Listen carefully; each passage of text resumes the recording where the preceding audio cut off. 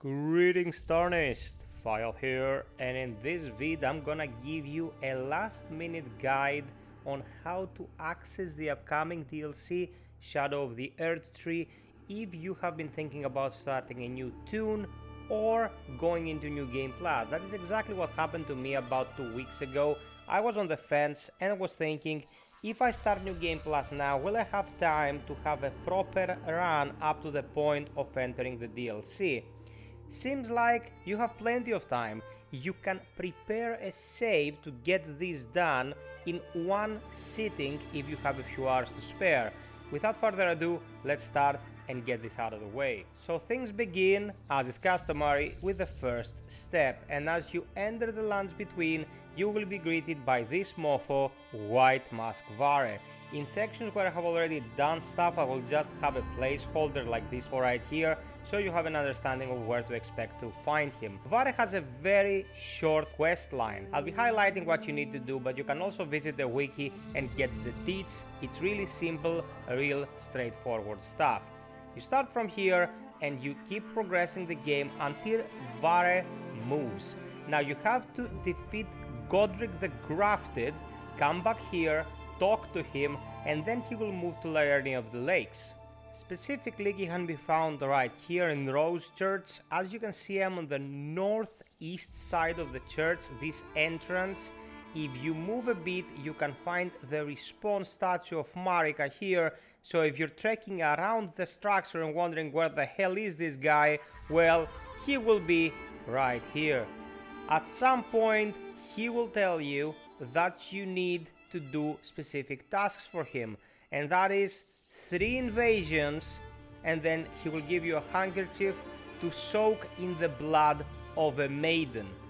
Soaking this thing in the blood of a maiden is extremely easy. You have a few options available from the get-go. If you have already visited the Bridge of Sacrifice here and have completed Irina's quest, Irina will be dead sadly. You can find her corpse right here, and you can soak your handkerchief in her blood. I have no interaction here because the quest is done. If you feel like more of a masochist or have not moved to this location yet, you can move to this location called the 4 Belfries. It's on the way to the Carrion Manor, as you can see here. So what we want to do here? Well, we need to grab the one imbued key offered in this area up here at the edge of the map.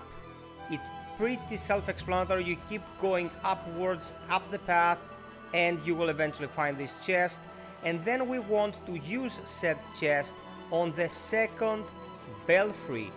Which one is the second belfry? Pretty easy to spot.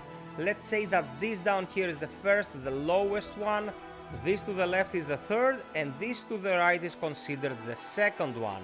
So you'll need the imbued key, and then you teleport by using this teleporter right here.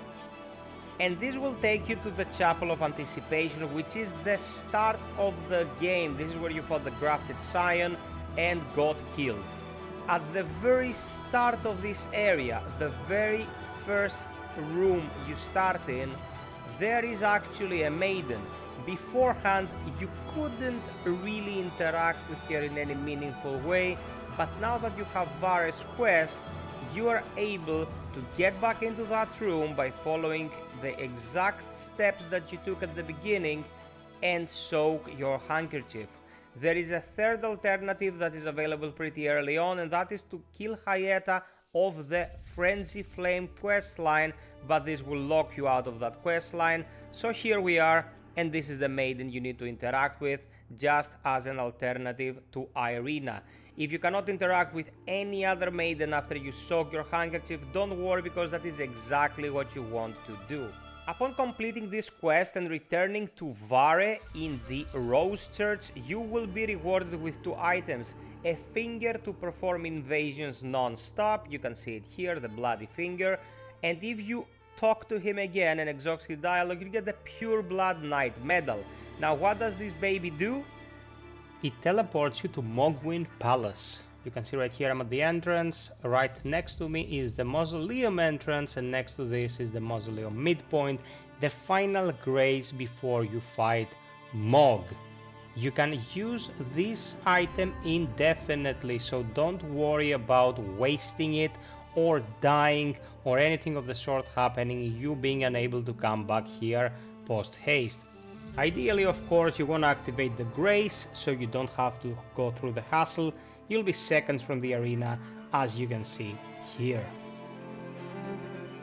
So we're now done with half of the requirements. The second requirement begins here at Karyamar, more specifically at Arani's Rise. Our quest here is tied to her ending, and you have to speak to her, then speak to her followers in the tower, speak to her again, and she will send you to Caelid, also known as Hell on Earth, to find Blythe and participate in the Radan festival. Now this area here, the red main keep, has two configurations, one of which is a normal dungeon and the other is the actual festivities.